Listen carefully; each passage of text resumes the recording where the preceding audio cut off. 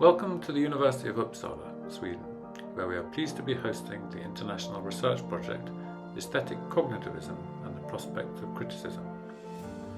The project is conducted in collaboration with the University of Louisville, Kentucky, and is funded by the Templeton Religion Trust as part of their Art Seeking Understanding program.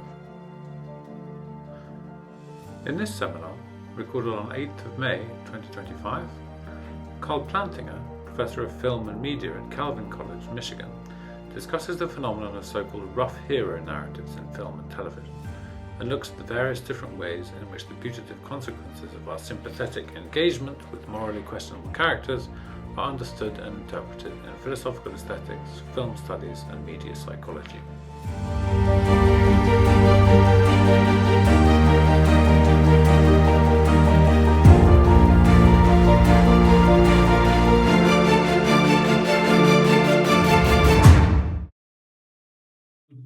It's our very great pleasure today to welcome Carl Plantinga, who is Professor of Film and Media at Calvin College in Michigan and studied film and philosophy as I think both undergraduate and PhD student. He's written widely on American film and in particular on philosophical issues relating to film. In 2009, he published Moving Viewers, American Film and the Spectator's Experience. And he's currently on a big research project funded like ours by the Templeton's Art Seeking Understanding program. Carl's project is called Developing Moral Understanding at the Movies, and it's extremely exciting, and I'm sure we'll hear a little bit about it today. But Carl's talk is called Rascals, Rogues, and Rough Heroes, a consequentialist perspective, and relates to a current book project. And we're extremely delighted and also excited to have you speaking to us today, Carl. So thanks very much. Thank you.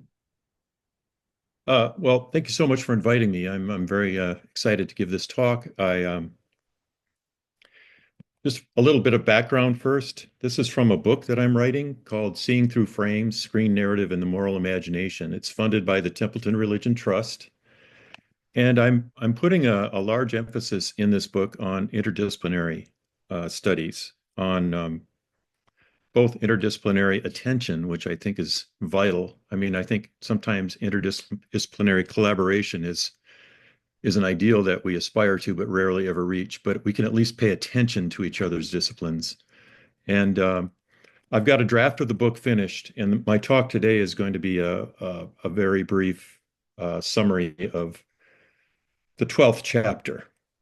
So in this book, I deal with types of narratives and the way that they engage imaginative response, especially having to do with the moral imagination. So I look at differences between literature and film. I look at what I call smooth and rough engagement. I look at various genres, various narrative structures and structural features, such as closed and open endings. And I look at stylistic features, such as pacing, close-ups, and various types of character engagement. So the book is very wide-ranging. Today, what I want to do is talk about rough hero narratives. So rough hero narratives, as you know, feature a protagonist who's often a male, some of whose actions are transparently vile or evil. What makes engagement with these narratives interesting is that viewers are meant to form allegiances or affinities with these characters, to share some of their goals, to share some of their desires, to desire that their actions succeed, even when these actions include lying, assault, theft, drug dealing, murder, and the like. I think that everybody in the audience is probably well aware of what is meant by rough hero narratives. I'm thinking of stream series like Breaking Bad and The Sopranos, and theatrical motion pictures like Goodfellas and Pulp Fiction. So there's been a fountain of academic discourse about rough hero narratives in the past couple of decades. Everybody seems to be interested in them in many different disciplines. In the literature on aesthetics, response moralists are those who argue that the viewer's imaginings and responses to them, even when they result in no attitudinal or behavioral changes, are subject to moral evaluation. That's not what I'm going to be talking about today. What I want to do is to talk about the moral status of rough hero narratives from a consequentialist perspective. That is, based on the kind of experience rough hero narratives offer and the hypothesized and or demonstrated effects of rough hero narratives on viewers.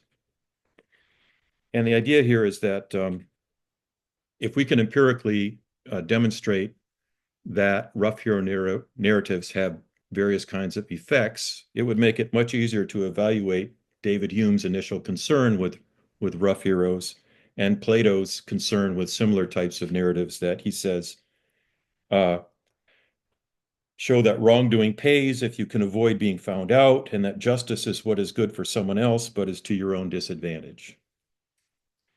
So what's at stake is what I found in my studies of the rough hero narratives is that they engage just about every issue that those interested in narrative engagement find to be interesting. So they help us to understand narrative engagement, to determine why it is or how it is or what it means that we engage with these rough heroes, helps us to understand character engagement.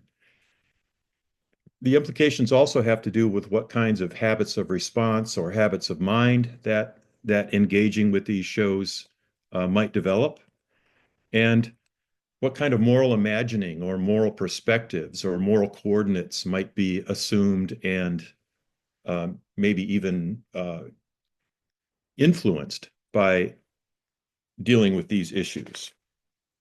So, uh, what I'm going to do is I'm going to go through a series of different positions on the consequences, the possible consequences of rough hero narratives. The first position is called the no effect argument. So, one response to the consequentialist problem would be to argue that rough hero narratives have no important effects on viewers. It could be that viewers revel in amorality and that such reveling is relatively harmless. Some argue that fictions offer pleasurable fantasies of power, revenge, and in general bad behavior that escapes the usual constraints of our everyday lives. Viewers enjoy the vicarious performance of evil, free of real world consequences. Joshua Landy makes this argument. He writes that fiction may offer an opportunity to exercise our constantly suppressed selfishness and to enter a world where unfettered moral license can be vicariously experienced, where wrongs can be righted, even if the rules must be bent to do so. And viewers, he says, delight in exercising these kinds of vicarious fantasies. We may enjoy feeling morally superior or take pleasure in exercising a radically different moral code than the one that we exercise in what he calls our home worlds.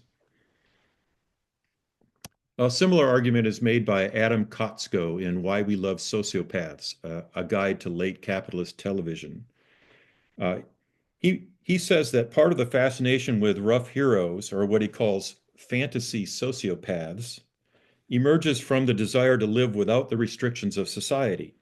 They offer an indulgence in a fantasy of absolute power and control by which the viewer imagines what it would be like to care about no one. So the no effect claim leaves the viewer's rationality and moral coordinates intact um, because the people who make this argument argue that fictions have no effect on our moral coordinates outside of the viewing experience or the reading experience. It's a rational response because readers and viewers understand what the difference is between a response to a fictional world and response to the actual world. And it's likely to be morally irrelevant in the sense that it's not going to lead viewers to change their moral coordinates or to develop habits of response or habits of mind that we might think to be problematic. So that's the no effect argument. Now, there's a lot more to be said about this. I could relate this to Anne Eaton and her argument that we that we don't simply delight in these kinds of shows, but that it creates a kind of an ambivalence that she says is an aesthetic achievement. I don't have time to go into all of that right now, but there's a lot more to be said about the no effect argument.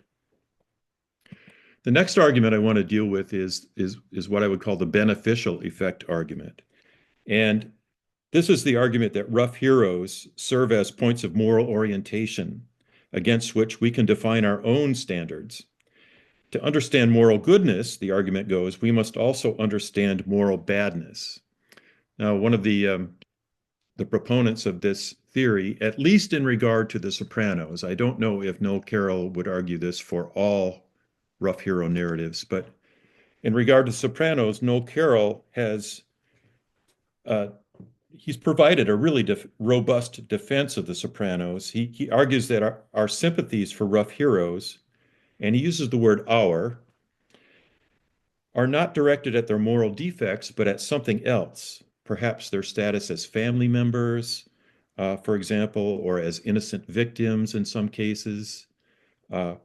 Jonathan Gilmour, in Apt Imaginings, and by the way, Iris has a very good review of that book, I believe.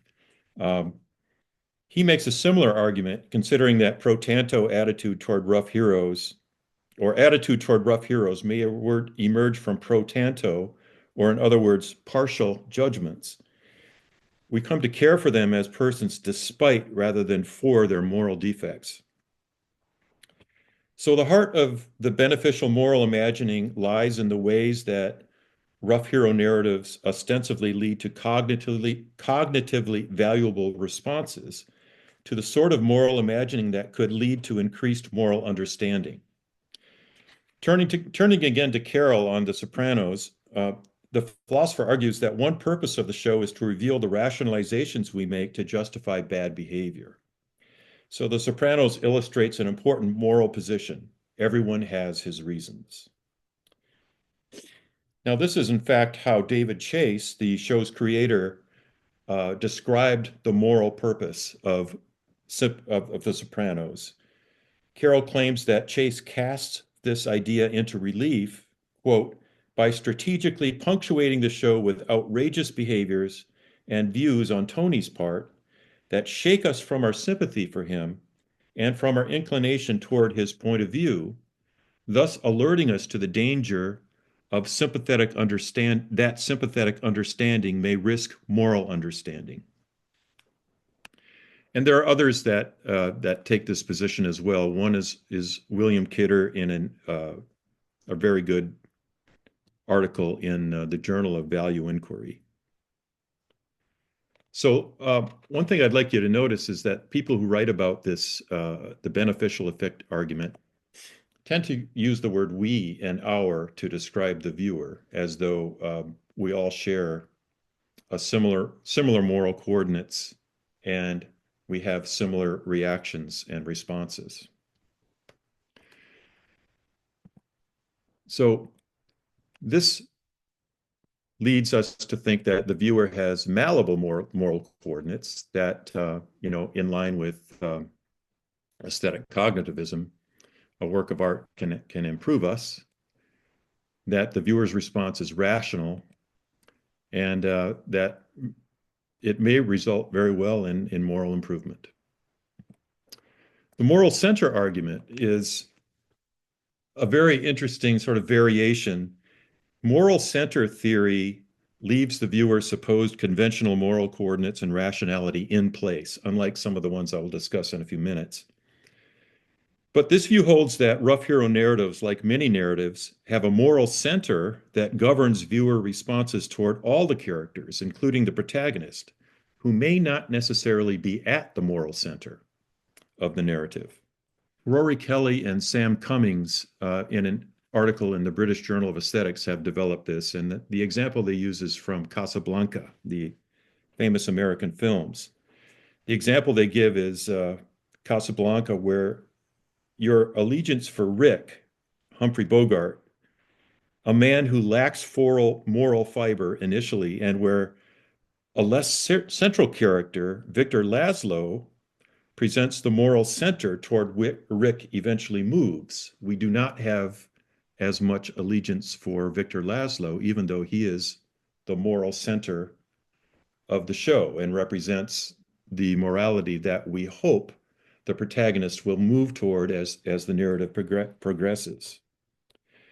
So what this means is that viewers form allegiances with characters they anticipate will become good, and that this is a common trope in storytelling. We see it in Victor Hugo's Les Miserables, in the case of Jean Valjean.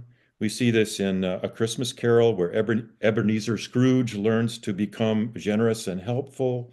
We see it in the Godfather trilogy, where Michael Corleone first descends into a life of organized crime, but then by The Godfather 3, he seeks redemption and he tries to distance himself from his previous violent life. So moral center theories explain allegiances for rough heroes, but only for one type of rough hero, and that is the rough hero that we expect and by convention does eventually come closer to the moral center of whatever program is being screened or read. I'm not sure if I'm going to go into much detail about moral distraction theories. This is yet another response to these issues. But moral distraction theories are less sanguine about the consequences of rough hero narratives. Moral distraction theories focus on the means by which narratives can encourage the disengagement of moral judgment. Like moral center theories, media psychologists are some of the primary developers of moral distraction theories. Art Rainey and Sophia Janica in the edited collection Media and the Moral Mind is a very good source if you're interested in that. But what they say is that, and I'm just going, in the interest of time, I'm going to go through this pretty quickly. But what they say is that the rough hero narrative has become a kind of a genre or a convention in contemporary storytelling. And that the viewer's default expectation for narrative is to enjoy the protagonist. And viewers understand that in order to enjoy the show, they need to perhaps relax the moral judgment that many media theorists find to be characteristic of the consumption of fiction in general. Dolph Zillman calls viewers and readers moral monitors or untiring moral monitors. And how can this moral monitoring be relaxed? Well, one way is to distract the viewer by the promise of pleasure if you relax your moral standards or your moral judgments. So unlike moral center theories, in moral distraction theories, there need be no moral center. Jonathan Gilmour in Apt Imaginings also writes about something similar to this. He notes that fictions can preferentially evoke some desires and not others, and can also frame contents so as to direct our attention, interests, and inferences. So the idea here that is through framing, the media maker or the writer can distract us from the moral monitoring and moral judgment that is normally a part of viewing and reading. So what that means is that Sean Nichols is someone who Gilmour quotes in this. What this means is that there are some genres that characteristically distract us from taking the moral coordinates we have outside of the reading or viewing experience seriously. And what they do is they give us a kind of a conventional permission to relax the way that we normally think and the way that we normally morally monitor characters. It's a form of distraction, according to Rainey and Janica. One of the more disturbing theories is what I would call moral dumbfounding theory. So moral distraction theories argue that various schemas call for viewers to ignore or downplay the immoral actions of the protagonist for the sake of enjoyment. Moral dumbfounding theories, on the other hand, argue that rough hero narratives employ techniques that call up irrational allegiance with rough heroes. Some of these strategies might be thought to dumbfound viewers, employing cognitive biases and leading to various forms of moral judgment counter to viewers' homeworld moral coordinates. Here are a couple of the strategies, and this is a position that's taken by Margaret Brunvach, a Norwegian scholar, in her book *The Anti-Hero in American Television*. She tends to believe that humans in general and viewers by extension are fundamentally irrational, and she points out some of the ways that these shows use these kinds of cognitive biasing techniques to get us to have allegiance or affinities with these rough heroes. She spends almost an entire chapter, Margaret Brunvach does, in her book on partiality. She argues that viewer moral judgments are heavily influenced by familiarity, such that viewers will tend to form allegiances with those with whom they are familiar, and especially to those who they sympathize with. Now, the media psychologist Dolph Zillman called viewers uh, moral monitors or untiring moral monitors. Margaret Brunvach calls viewers untiring sympathizers. She writes that after The Sopranos, which established the practice of developing an initial sympathy for the protagonist, it has become standard for anti-hero series to copy this structure of sympathy. First, you enhance sympathy with a morally bad anti-hero through various narrative means. Then, deliberately, you put the spectator's sympathy to the test, thus demonstrating time and time again how much it takes for that bond to snap once it has been consolidated. You see a similar thing in Breaking Bad, the other standard program that people talking about anti-heroes call up, where Walter White is shown to have cancer, and he's shown to be a kind of a downtrodden, financially strapped high school teacher whose students don't respect him.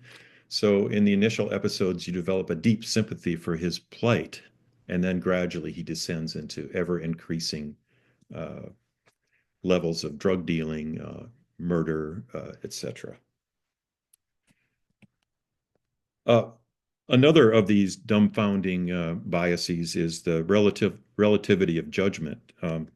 Murray Smith wrote about this many years ago. If our allegiances for fictional characters are based on moral judgment, then how do we account for allegiances for rough heroes? He argues that these allegiances can be generated by surrounding the rough hero with worse alternatives. So, in other words, you have a fictional world inhabited by 10 thieves and murderers, and you might form allegiances with the one who is merely a thief but refuses to murder. And here I might add that Hannah Arendt has written that in relation to ethical choices, those who choose the lesser evil forget very quickly that they choose evil at all. Morally irrelevant traits can also influence our allegiance with rough heroes. Uh, Viewers can form allegiances based in part on race, gender, sexual orientation, and nationality. Fashion, hairstyle, good looks, physical strength, spunk, and humor are other examples that readily come to mind. If viewers are irrational, then all of these can lead to a kind of moral judgment, a kind of irrational moral judgment of characters. Another example of this kind of technique would be to spark moral judgment through cuteness or through victimization, littleness, hunger, loneliness, or illness, for example. Uh, and then last, out of sight, out of mind, we've already talked about how fictions can frame things. So we see things through a frame. Well, one of the things that fictioneers often do if they want to encourage sympathy for rough heroes is by leaving the worst of their crimes off screen. Um, so Margaret Brun-Vogt notes that another way that rough heroes are distinguished from villains per se is by the representation of rape. And she notes that rape is used in rough hero narratives to mark characters as antagonists. Their main function, she argues, is to make the anti-hero morally preferable, because she argues uh, anti-heroes in these rough hero narratives never commit rape. That is the ultimate boundary.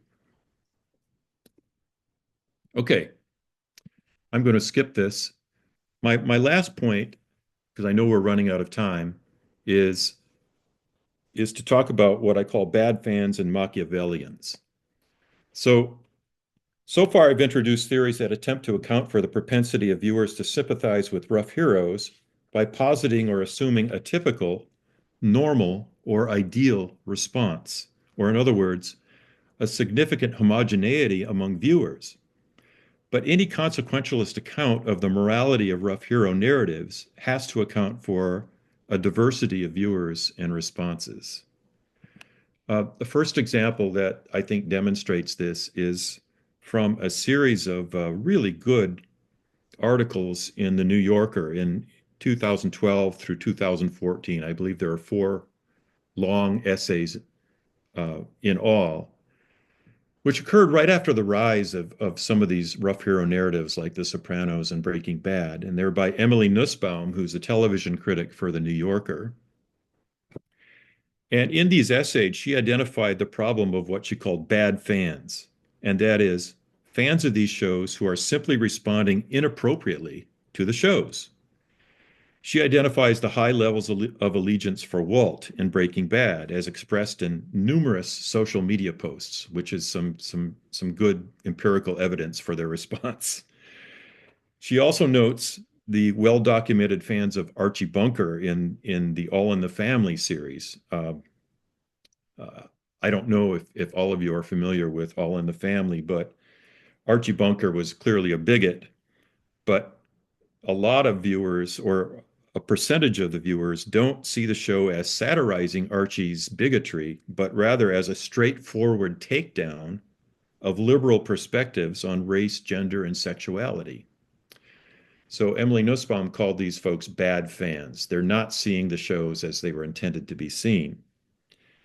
So clearly, viewers respond to narratives in vastly different ways. Media psychologists have developed various scales to distinguish between the proclivities and skills of viewers.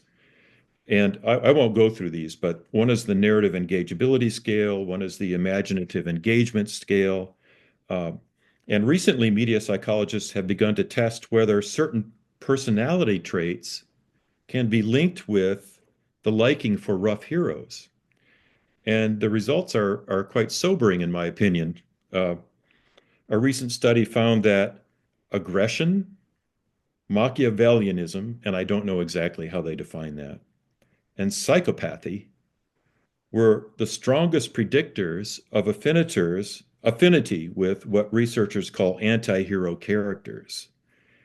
And that male, as opposed to female anti-heroes, were overwhelmingly favorite character choices among the audience members. So there's a strong sort of gendered aspect to this as well. Another study found that willingness to accept violence and situational moral disengagement predicted enjoyment of rough hero narratives and identification with rough heroes. Responses often differ markedly across the genders. Rough heroes in television series are, for that reason, often males, and their wives, like Skylar White in Breaking Bad, can become consistent reality checks, as Margaret Brun-Vogt puts it. Uh, they threaten the viewer's pleasure by questioning or even thwarting the rough hero's bad behavior.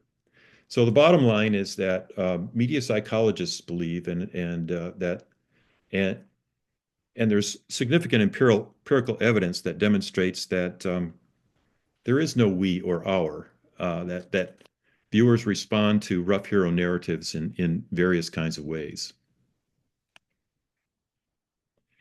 So my concluding summary would be that I believe that we need to pay attention to other disciplines, and that for each discipline, and here, I mean, I'll just name three: philosophical aesthetics, media psychology, and film and media studies. I've looked at what each of these disciplines has had to say about various aspects of how films engage the moral imagination. And what I have found that they each have strengths and weaknesses. And I believe that uh, media psychologists could certainly benefit from the conceptual clarification of philosophy. But I think that philosophy could benefit from paying attention to the empirical viewer and to differences in viewer responses as well. So we need transdisciplinary attention, and we need interdisciplinary collaboration. And so, although I'm not giving you a firm perspective on what I believe to be the consequences of rough hero narratives, I think that question is still open. I do want to end my talk with uh, the promotion of these two qualities for research going forward, which I think are very important, and which I think can help us to better understand the consequences of narrative in general and character engagement. Thank you. Thank you very much, Carl. Those of you who'd like to ask questions, I can see there's already several virtual hands raised, but if you don't know where the virtual hand is, then feel free to attract my attention in whichever way seems appropriate. But I think Panos was first. So Panos. Yes, thank you so much. That was a great talk. Really interesting, and I learned a lot about all the new research, especially the Machiavelli. Well, I'm not going to say that stuff was was really exciting. What I'd like to hear a bit more on, perhaps, is that I mean, obviously, media studies and all these disciplines share a lot of the methodological I guess, frameworks of philosophy, right? They look closely at works and they sort of argue and so on. The difference with kind of the psychologists is that the psychologists look at empirical evidence and numbers and quantitative data and so on. But it strikes me as, I mean, I'm not skeptical in general about empirical methodology. I'm just wondering whether these are kind of things that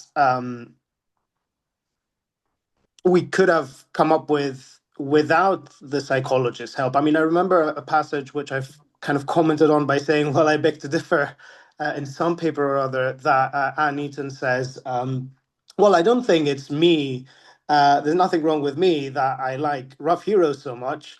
That's how it is, right? That these works are inviting us to like them. And I'm thinking to myself, well, I'm not so sure. Why do you take that for granted? Like, if you speak to different people, you'll get very different reactions. My partner really can't get her head around why people like a lot of these rough heroes, right? So if you speak to people, you get all these different perspectives, and then you kind of infer that different people have different ways of engaging with these characters. And also, you also find out, because I think a lot of these theories, especially media studies, try to unify things, which is, you know, a kind of tendency that we have as well. But rough hero work themselves differ quite radically in what they prescribe or invite the audience to do.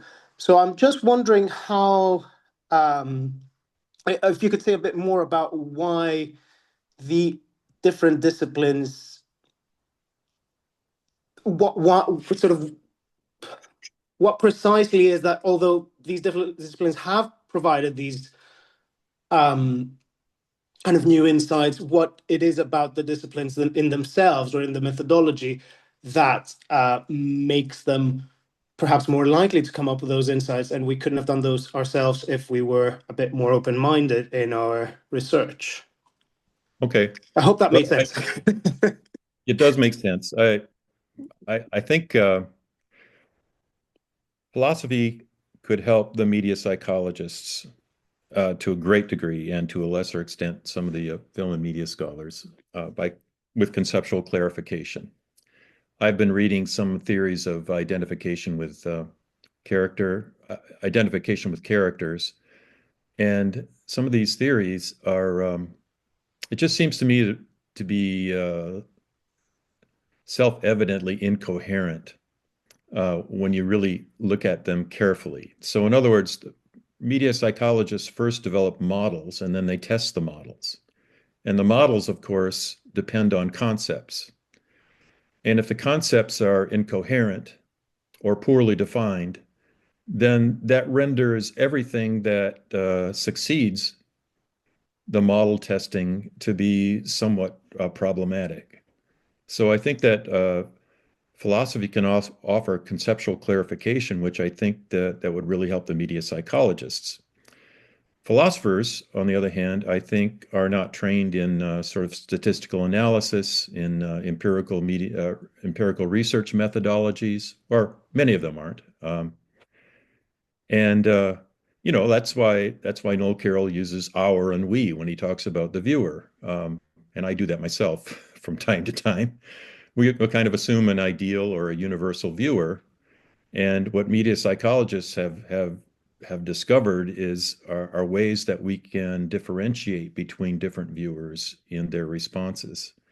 Film and media scholars, I think, have something else to offer, and that is a very sort of in-depth knowledge of film structures, film genres, film techniques, and if you think of filmmakers as practical psychologists, in other words, a successful filmmaker, like a successful writer, understands how certain turns of phrase or certain techniques or certain structures are going to affect the viewer psychologically.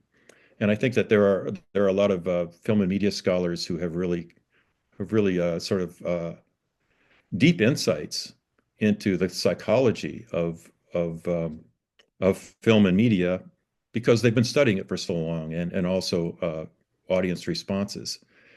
So I don't know if that answers your question, but it strikes me that each of the disciplines has certain practices that they're very good at, and others where they're not as good. And the other thing is that they each all have their own culture and their own perspective on the relationship between morality and art. In film and media studies, for example, it's very difficult to use the word morality without being criticized because you're supposed to be interested in ideology and culture, not in morality.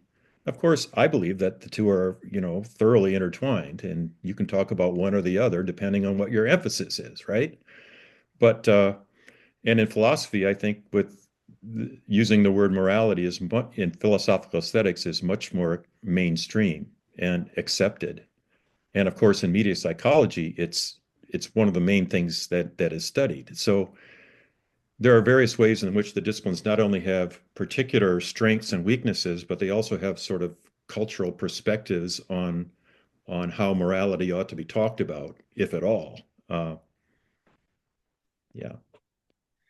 Perfect. Edgar, I think.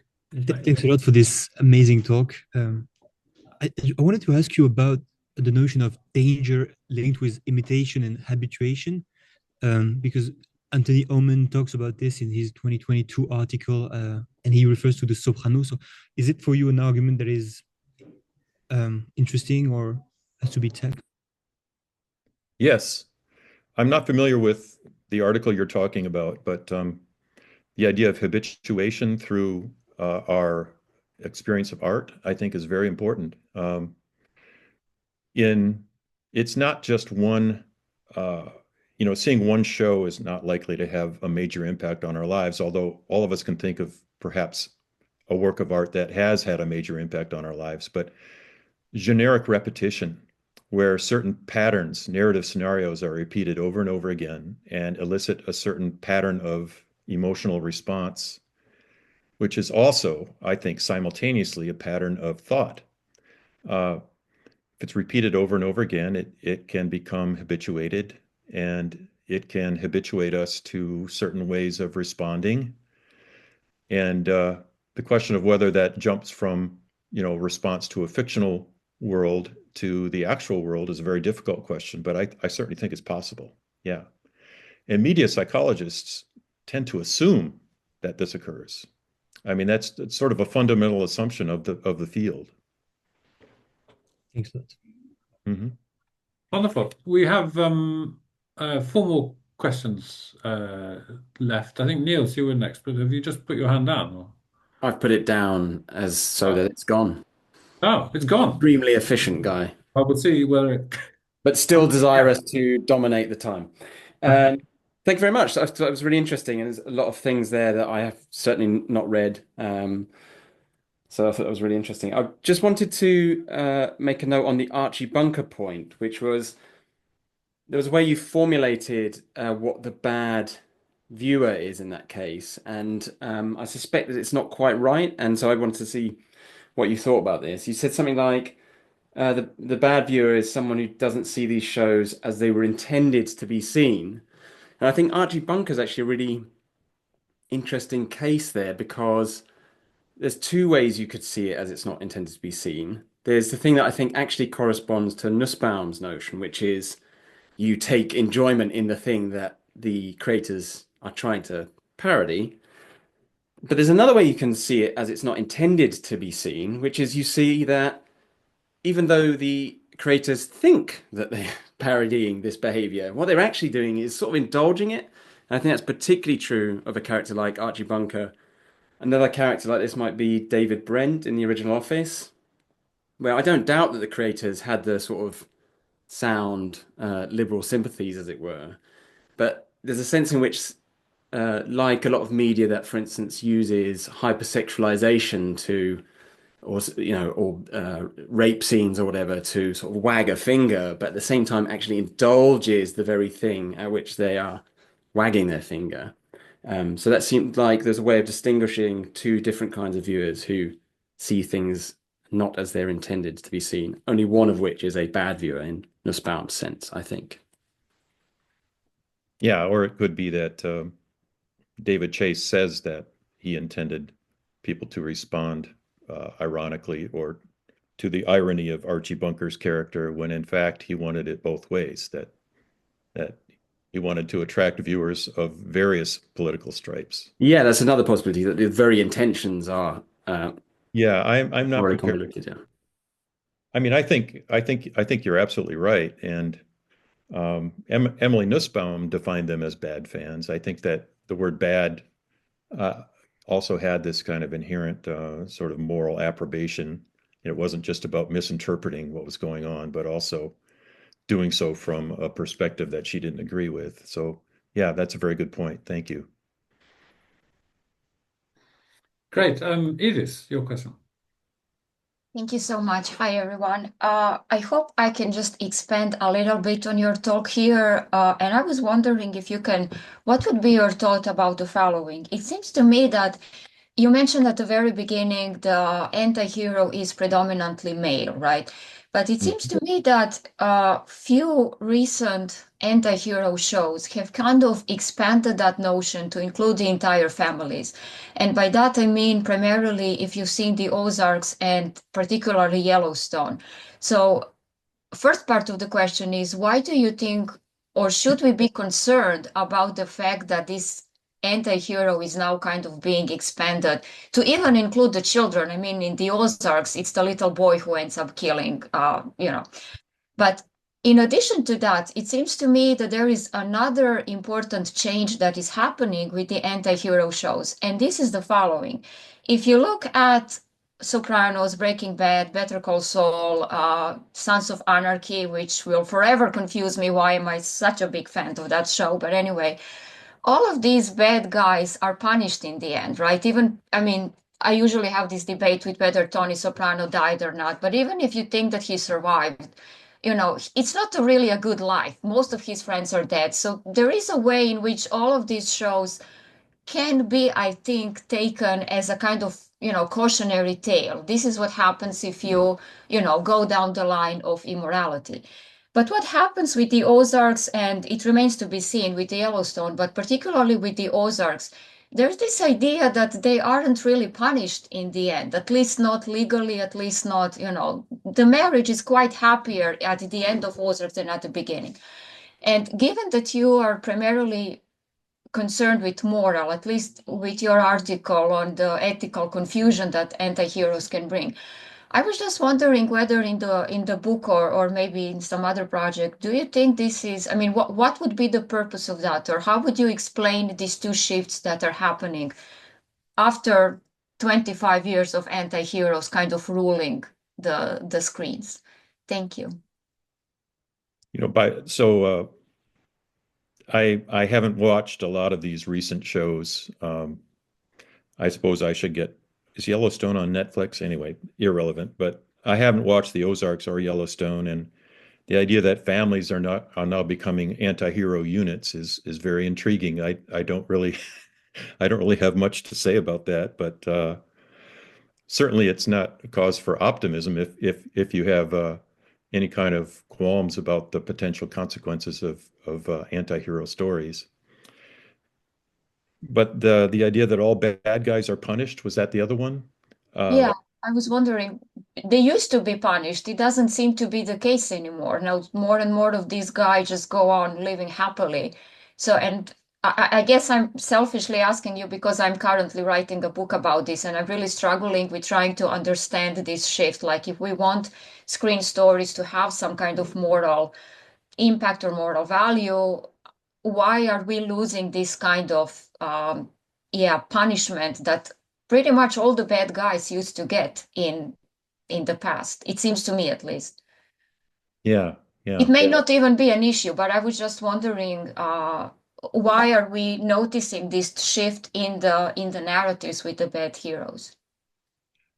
Well, you may be more familiar with recent developments in anti-hero narratives than I am, but I think that it's a trend that is definitely changing, and as with any genre that becomes conventional, artists are going to try to rework it, and they're going to try to extend it, and they're going to try to do new things with it, and so that's not at all surprising to me. But perhaps what is surprising, and maybe you share this, is the idea that maybe some of the showrunners really don't seem to be all that concerned with any kind of consequence that these shows might have. Yeah. But that's a good point. Thank you, Iris. Thank you. Thank you very much, both. Derek, you're next on my screen. Great, thank you. Thanks, Carl. I was just wondering if, in your extensive reading across the disciplines, and especially given your other interests in documentary, whether there's anybody thinking about this who thinks about it in broader terms than just mere fiction. I mean, it doesn't seem to me any reason why we shouldn't have box sets of historical, evil historical figures who they made to fit exactly the profile of a rough hero. I mean, possibly, I'm not familiar enough with box sets, sadly, but I mean, possibly the Catherine of the Great story might fit something like that. I mean, but why is there any thought about why people focus on fiction rather than just representation more generally? Well, that's a very good question, but also a very difficult one. I don't know. Yeah, I'm watching a documentary right now called O.J. An American Story. I don't know if any of you have seen that, but it's about the rise and fall of O.J. Simpson, the famous football player who later murdered his wife, and it's just a fascinating story. But it's presented as a traditional morality tale in a way. And I don't really have any insights into why this hasn't occurred in the realm of documentary, or perhaps it has, and I'm just not aware of it. So I'm sorry, I can't answer that question. Thanks very much. Isn't there there's quite a widespread phenomenon of fascination for documentaries about serial killers, isn't there? I mean, not to the extent that Yes. yeah. And I mean non-fictional serial killers. Emily, you were next. Thanks. Yeah, I just have, I guess, like quite a basic question about what direction you see this kind of empirical research pushing in philosophically, because obviously this kind of correlation between personality traits and character affinities can be spelled out in lots of different ways. And yeah, then when I was thinking about the different views that you had presented, I wasn't sure, yeah, how this, yeah, I don't know, maybe could be used to adjudicate between them or something. Because at first I was thinking, well, at least maybe it kind of seems bad for the beneficial effect view. But then, I don't know, maybe it could be that these bad fans were even worse before, and then there still was some beneficial effect from viewing or from supporting the rough heroes. But yeah, I was wondering if you already had some intuitions about, yeah, what. Yeah, I do. Good question. I think that well, one obvious effect or one obvious outcome is that I think philosophers and film scholars as well, or literary scholars, should hesitate before using the word we or our to describe how everybody responds to works of fiction. I think that that's very problematic. But what are the philosophical implications of the fact that viewers respond differently to the same fiction? Has that been explored in philosophical aesthetics? I'm not sure. In a way, it seems to be kind of a downer for philosophical aesthetics in that we can't make these blanket assumptions any longer about spectators, viewers, consumers of art. Now, for example, what would happen if we were to, or media scholars were to demonstrate that sort of Machiavellian personality types, people who are prone to, the kind of tendencies that the President of the United States has, are more likely to like anti-heroes? Well, then you have to think, well, what does that mean? Does that mean that doesn't necessarily mean that these anti-hero narratives are changing them, but it could be that rather than the beneficial effect, it could be that anti-hero narratives help people to confirm their previous habits and responses and thought patterns. And that's troubling, don't you think? So it could be that for most people, anti-hero narratives have no consequences, and for some people they could have beneficial consequences, and for others they could sort of confirm tendencies that we do not want to promote within our societies. So, but as to what kind of philosophical implications that has, I'm not sure. I mean, if anyone else has any ideas on that, I'd love to hear them. Just leaving a polite pause there in case anyone else did have an answer. I've taken the liberty of putting myself on the list, and I think we'll have time for one, if not two, more questions after this. So if anyone has a question, whether they've asked one or not already, then please feel free. But I really enjoyed this. I had